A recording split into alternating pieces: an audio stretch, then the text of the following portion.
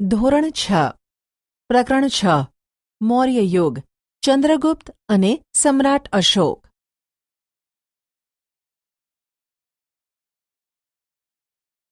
રવિવાર હોવાથી સોસાયટીના 100 બાળકો મેદાનમાં ક્રિકેટ રમવા ભેગા થયા।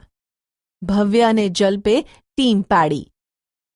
બેટિંગ કે બોલિંગ નક્કી કરવા માટે સિક્કો ઉછાળ્યો। જલ્પ બોલ્યો, કિંગ।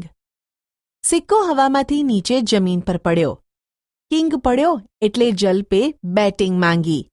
બાજુમાં ઊભેલો હેતાંશ બોલી ઉઠ્યો, સિક્કા પર આપેલી આ સિંહની આકૃતિ ક્યાંથી લીધી હશે? ભવ્યએ તેને સમજાવ્યો, સિક્કા પર આપેલી સિંહની આકૃતિ એટલે કિંગ। સારનાથના વિશાળ સ્તંભ પર આ સિંહની આકૃતિ સ્થાપિત કરવામાં આવેલી છે। આ સ્તંભને મૌર્ય વંશના સમ્રાટ અશોક દ્વારા નિર્માણ કરવામાં આવ્યો હતો। ભારતે તેને રાષ્ટ્રીય પ્રતીક તરીકે સ્વીકારેલ છે।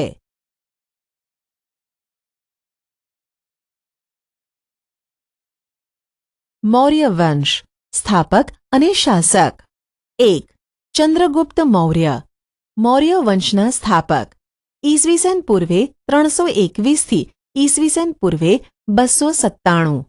બાળપણમાં રાજાની રમત રમતા ચંદ્રગુપ્તનો હીર પારખીને તક્ષશિલાના કૌટિલ્ય ગોત્રના આચાર્ય વિષ્ણુગુપ્તે એટલે કે ચાણક્યએ તક્ષશિલા લઈ જઈ તેને શસ્ત્ર અને શાસ્ત્રોની તાલીમ આપી। ચાણક્યની તાલીમની મદદ અને માર્ગદર્શનથી ચંદ્રગુપ્ત મૌર્યએ ઈસવીસન પૂર્વે 321માં નંદ વંશના અંતિમ સમ્રાટ ધનનંદને હરાવીને મગધની ગાદી સંભાળી। મૌર્ય વંશની સ્થાપના કરી। ચાણક્યની રાજનીતિ અને વહીવટ અંગેની કુશળતાનો સંપૂર્ણ લાભ ચંદ્રગુપ્તને મળ્યો। ચાણક્ય દ્વારા લખાયેલા અર્થશાસ્ત્ર નામના ગ્રંથમાંથી તે સમયની રાજકીય, આર્થિક અને સામાજિક જીવનની માહિતી મળી રહે છે।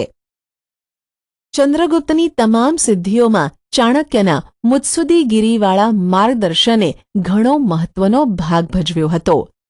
ગ્રીક રાજા સેલ્યુકસ નિકોતરને હરાવીને ચંદ્રગુપ્તે 4 પ્રદેશો કાબુલ, કંધાર, હેરાત અને બલુચિસ્તાન જીત્યા હતા। ચંદ્રગુપ્તની બહાદુરીથી પ્રભાવિત થઈ સેલ્યુકસે પોતાની પુત્રી હેલેનાને ચંદ્રગુપ્ત સાથે પરણાવી અને પોતાના રાજદૂત મેગસ્થનેસને તેના દરબારમાં મોકલ્યો। પાટલીપુત્રમાં રોકાણ દરમિયાન મેગસ્થનેસે લખેલ પુસ્તક ઇન્ડિકામાંથી મગધ સામ્રાજ્યના પાટનગર અને એના વહીવટ વિશેની અગત્યની અને આધારભૂત જાણકારી મળે છે।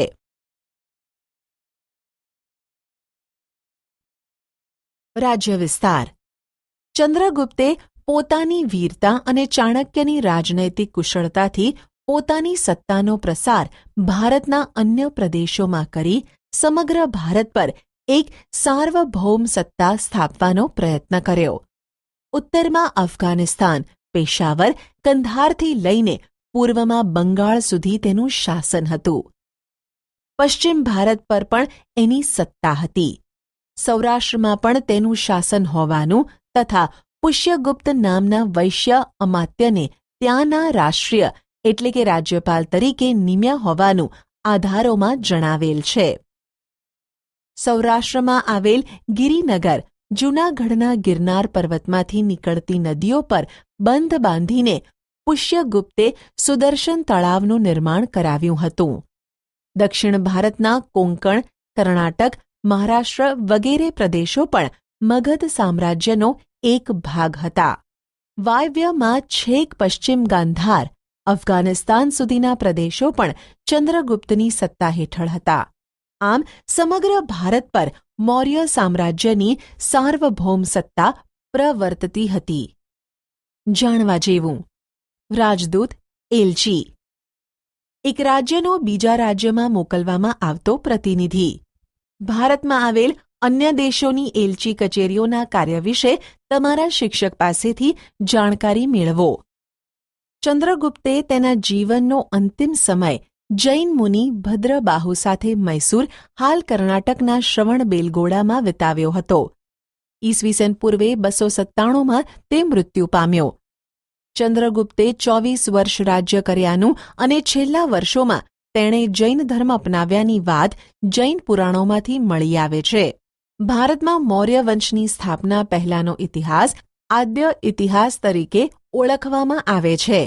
મૌર્ય વંશની સ્થાપનાની ચોક્કસ અને આધારભૂત માહિતી વિવિધ સ્ત્રોતોમાંથી મળી રહે છે.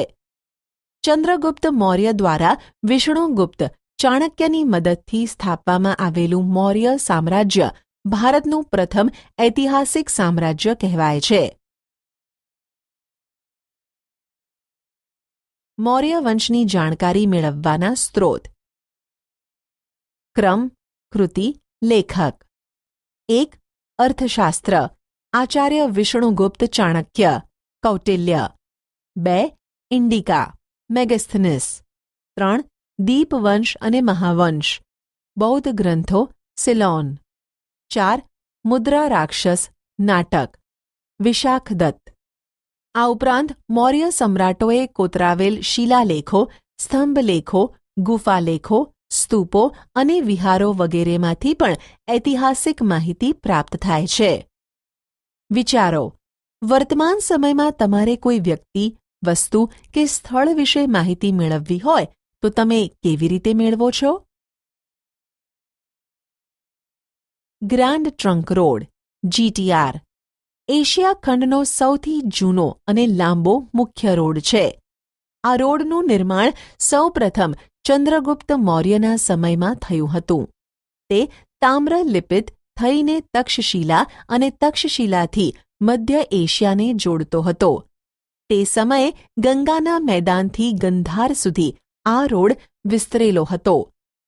શેરશાહ શૂરીએ પોતાના શાસનકાળમાં આ રોડનું પુનઃનિર્માણ કરાવ્યું હતું. અંગ્રેજ શાસનકાળ દરમિયાન ડેલહાઉસીએ કોલકાતાથી પેશાવર સુધી આ રોડનું પુનઃનિર્માણ કરાવ્યું હતું. વર્તમાન સમયમાં આ રોડ દિલ્હીથી કોલકાતા સુધીના રાષ્ટ્રીય ધોરીમાર્ગથી ઓળખાય છે. 2. બિંદુસાર, ઈસવીસન પૂર્વે 297 થી ઈસવીસન પૂર્વે 273. ચંદ્રગુપ્તના અવસાન બાદ તેનો પુત્ર બિંદુસાર મગધની ગાદીએ આવ્યો.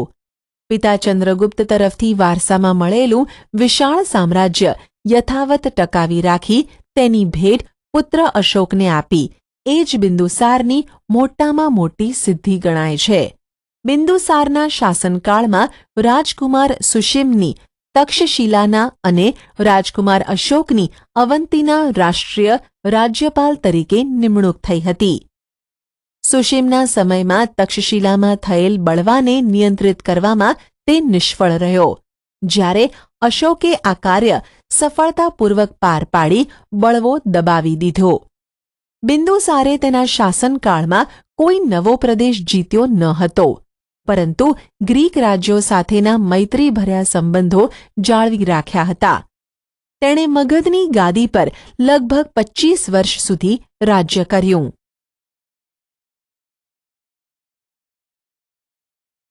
3.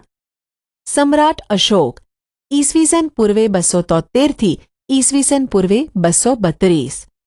પિતા બિંદુસારના મૃત્યુ પછી મોટાભાઈ સુશીમ અને બીજા સાવકા ભાઈઓ સાથે થયેલા સંઘર્ષને કારણે ગાદીએ આવ્યાના 4 વર્ષ બાદ રાજધાની પાટલીપુત્રમાં અશોકનો રાજ્યાભિષેક થયો હતો. રાજ્યાભિષેક થયા બાદ અશોકે પિતા તરફથી વારસામાં મળેલ રાજ્ય વિસ્તારમાં વધારો કર્યો. તેના શિલાલેખમાં જણાવ્યા મુજબ તેનું સામ્રાજ્ય વાયવ્ય સરહદે આવેલા કંદહાર અને પેશાવરથી ઉત્તર ભારતમાં નેપાળ સુધી, દક્ષિણે મૈસૂર હાલનું કર્ણાટક સુધી, પશ્ચિમે ગુજરાત સૌરાષ્ટ્ર સુધી, પૂર્વમાં મગધ હાલનું બિહાર, કલિંગ હાલનું ઓડિશા સુધી ફેલાયેલું હતું. કલિંગનું યુદ્ધ અને અશોકનું હૃદય પરિવર્તન. મગધની પાડોશમાં આવેલ કલિંગ હાલનું ઓડિશા નંદ રાજાઓના સમયમાં મગધ સામ્રાજ્યનો જ એક ભાગ હતું, પરંતુ મૌર્ય શાસનની સ્થાપના સમયે તે સ્વતંત્ર થઈ ગયેલું.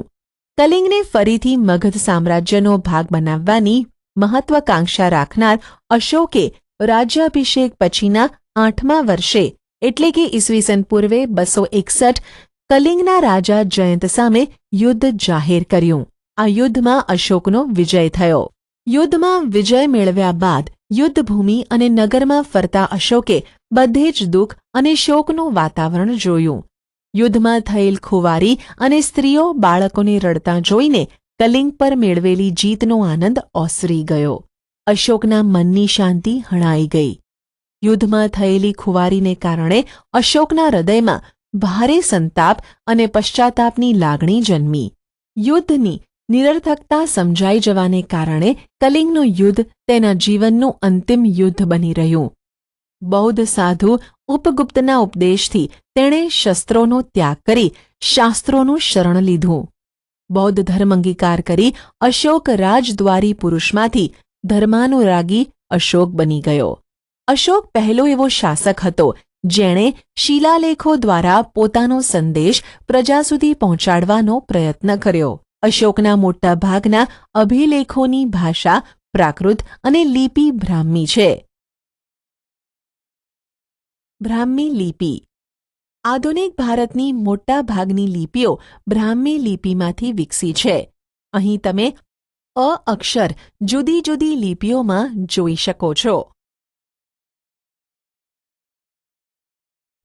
કલિંગના યુદ્ધનું વર્ણન કરતો અશોકનો શિલાલેખ. કલિંગના યુદ્ધનું વર્ણન કરતા અશોકે પોતાના કલિંગના શિલાલેખમાં લખાવ્યું છે કે રાજા બન્યાના 8 વર્ષ પછી મેં કલિંગ પર વિજય મેળવ્યો. લગભગ 1.5 લાખ લોકો કેદ કરાયા. 1 લાખથી વધુ લોકો માર્યા ગયા. એનાથી મને અપાર દુઃખ થયું છે. જે લોકો પોતાના સગા સંબંધીઓ અને મિત્રોને ખૂબ ચાહે છે તથા પોતાના દાસો અને મૃતકો પ્રત્યે દયાવાન હોય છે તે પણ યુદ્ધમાં માર્યા જાય છે અથવા પોતાના સ્નેહીજનોને ખોઈ બેસે છે. તેનાથી મને પશ્ચાતાપ થઈ રહ્યો છે. હવે મેં ધમ્મ પાલન કરવાનો અને અન્ય લોકોને તેનો ઉપદેશ આપવાનો નિશ્ચય કર્યો છે. હું માનું છું કે ધમ્મના માધ્યમથી લોકોના દિલ જીતવા એ જબરજસ્તીથી વિજય મેળવવા કરતાં વધારે સારું છે. હું આ અભિલેખ ભવિષ્ય માટે એક સંદેશ રૂપે કોતરાવી રહ્યો છું કે મારા પછી મારા પુત્રો અને પૌત્રો પણ યુદ્ધ ન કરે. ધમ્મનો ફેલાવો કેવી રીતે કરી શકાય તે અંગે તેમણે વિચારવું જોઈએ. ધમ્મ સંસ્કૃત શબ્દ ધર્મનું પ્રાકૃત રૂપ છે.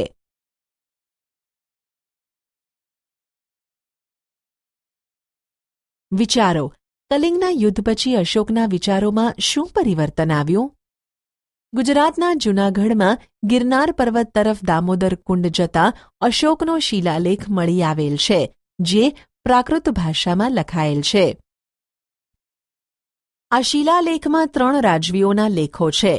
આ લેખ રાજા મહાક્ષત્રપ રુદ્રદામાનો લેખ છે.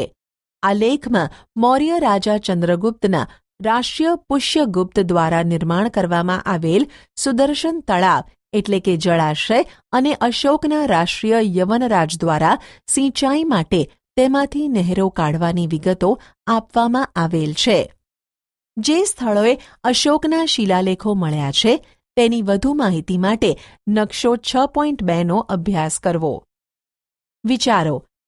નકશાનો અભ્યાસ કરી તમારા શિક્ષકની મદદથી નીચેના પ્રશ્નોના જવાબ તમારી નોટબુકમાં લખો. અશોકના શિલાલેખો ક્યાંથી મળી આવ્યા છે?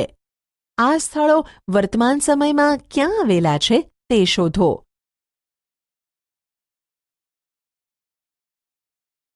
ધર્મ પ્રચારક તરીકે અશોક. અશોકે દેશભરમાં આવેલા બૌદ્ધ તીર્થધામોની યાત્રા કરી. યાત્રા દરમિયાન બૌદ્ધ ધર્મનો પ્રચાર કર્યો. અશોકે ગૌતમ બુદ્ધના ઉપદેશોમાંથી પ્રેરણા મેળવી પોતાની પ્રજાને ધમ્મનો માર્ગ બતાવવા પોતાના સામ્રાજ્યમાં ઠેર ઠેર શિલાલેખો અને સ્તંભાલેખો કોતરાવ્યા. તે સમયની સમસ્યાઓનો ઉકેલ લાવવા અશોકે રાજ્યમાં ધર્મ ખાતાની રચના કરી. આ ખાતાના ઉપરી તરીકે નિમાયેલ ધમ્મ મહામાત્ર નામના અધિકારીએ પ્રજામાં બૌદ્ધ ધર્મનો પ્રચાર કરી તેમનું નૈતિક ધોરણ ઊંચું લાવવાનું કાર્ય કરવાનું હતું. અશોકે રાજ્યમાં શિકાર કરવા પર પ્રતિબંધ ફરમાવી પશુઓની હિંસા બંધ કરાવી. તેણે ગૌતમ બુદ્ધના પ્રેમ, દયા, કરુણા, અહિંસા, સદાચાર, અનુકંપા જેવા સિદ્ધાંતોના પ્રચાર પર ભાર મૂક્યો. ઉપદેશની સાથે સાથે કેટલીક લોકોપયોગી વાતો પણ શિલાલેખોમાં કોતરાવી. અશોકનો પ્રજાજોગ સંદેશ. 1. માતા પિતાની આજ્ઞાનું પાલન કરવું. 2. વડીલોનો આદર કરવો. 3. પશુઓનો વધ ન કરવો. 4. બને તેટલો ઓછો ખર્ચ કરવો. 5. ગુરુની સેવા કરવી. 6.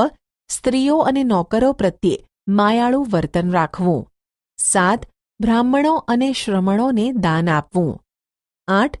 અન્ય ધર્મના મુખ્ય સિદ્ધાંતો સમજવાનો પ્રયત્ન કરી તેનો આદર કરવો. પ્રવૃત્તિ. અશોકના પ્રજાજોગ સંદેશમાં આપવામાં આવેલ વિગતોમાંથી કઈ વિગતો વર્તમાન સમયમાં પ્રાસંગિક છે? સરકાર વિવિધ યોજનાઓ, નિયમો, સુધારા વગેરેની માહિતી લોકોને કયા કયા માધ્યમો દ્વારા આપે છે?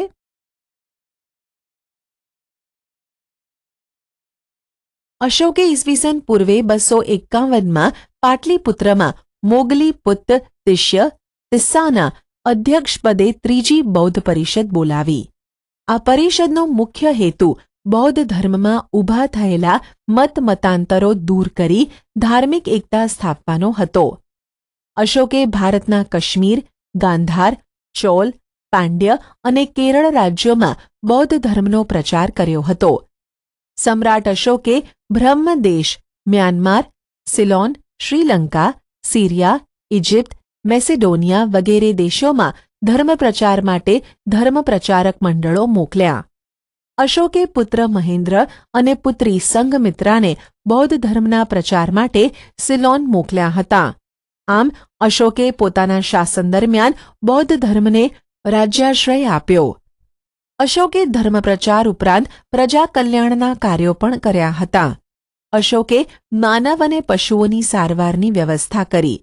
કૂવા ખોદાવ્યા, વૃક્ષો રોપાવ્યા, રસ્તા બનાવ્યા અને વિશ્રામ ગૃહોનું નિર્માણ કરાવ્યું. સમ્રાટ અશોકે રાજગાદી મેળવવા ખટપટો કરી યુદ્ધો દ્વારા સામ્રાજ્યનો વિસ્તાર કરી મહાસામ્રાજ્યનું નિર્માણ કર્યું. મહત્વાકાંક્ષા પૂરી કરવા કલિંગ પર ચઢાઈ કરી. યુદ્ધમાં થયેલ ખુવારી જોઈ તેનું હૃદય પરિવર્તન થતાં તે બૌદ્ધ ધર્મનો પ્રચારક અને ઉપદેશક બની ગયો. ધર્મ પ્રચારાર્થે વિદેશોમાં થયેલા પ્રચારક મંડળોએ ત્યાં ભારતીય સંસ્કૃતિની સુવાસ ફેલાવી. અશોકના ગુણો અને તેના કાર્યોને લીધે તે ઇતિહાસમાં મહાન રાજવી તરીકે સ્થાન ધરાવે છે. ઈસવીસન પૂર્વે 232માં સમ્રાટ અશોકનું અવસાન થયું. તેણે 36 વર્ષ શાસન કર્યું.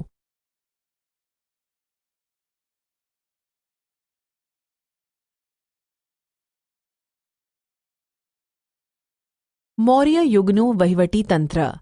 ચંદ્રગુપ્ત મૌર્યએ વિશાળ સામ્રાજ્યનું નિર્માણ કર્યું. તેનો વિસ્તાર સમ્રાટ અશોકે કર્યો.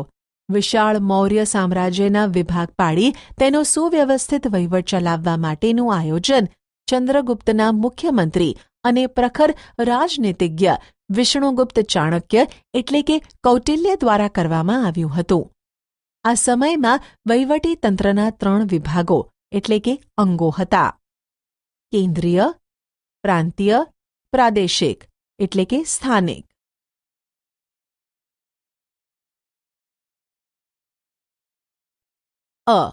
કેન્દ્રીય વહીવટીતંત્ર. સમ્રાટ રાજા શાસન વ્યવસ્થામાં કેન્દ્ર સ્થાને હતો.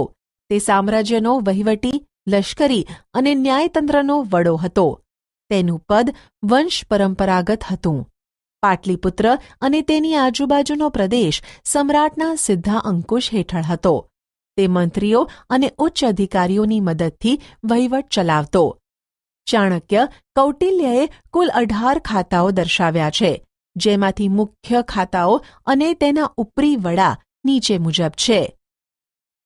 ક્રમ, ખાતું, વિભાગ, ઉપરી, વડા. 1. ખેતી વિભાગ, સીતાધ્યક્ષ. 2. લશ્કર ખાતું, સેનાની. 3. ન્યાય ખાતું, પ્રદેશત્રી, મુખ્ય ન્યાયાધીશ. 4. વ્યાપાર ખાતું, પણ્યાધ્યક્ષ. 5. દફતર મંડળ, અક્ષપટલ રેકોર્ડ ખાતું મહાઅક્ષપટલ 6. મુદ્રા પાસપોર્ટ ખાતું મુદ્રાધ્યક્ષ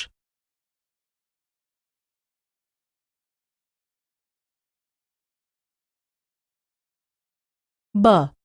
પ્રાંતીય વહીવટી તંત્ર વિશાળ મૌર્ય સામ્રાજ્યને વહીવટી સરળતા ખાતર 5 વિભાગમાં વહેંચવામાં આવ્યું હતું. પ્રાંત મંડળ વિભાગના વડા તરીકે રાજ્યપાલ રાષ્ટ્રીય હતો. આ પદ પર મોટે ભાગે રાજકુમારોની નિમણૂક કરવામાં આવતી. રાજ્યપાલનું કાર્ય સમગ્ર પ્રાંતમાં શાંતિ વ્યવસ્થાની જાળવણી કરવી, કરવેરા ઉઘરાવવા, રાજાના આદેશોનું પાલન કરાવવું અને પ્રાંતમાં બનતા બનાવોની સમ્રાટ એટલે કે કેન્દ્રને સતત વાકેફ રાખવાનું હતું.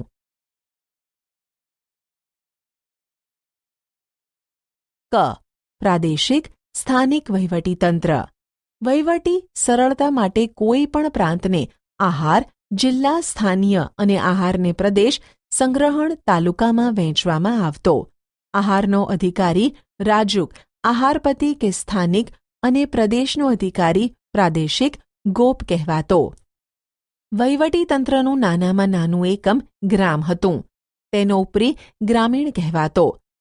ગામના ચૂંટાયેલા સભ્યોની સમિતિની મદદથી ગ્રામીણ ગ્રામનો વહીવટ ચલાવતો.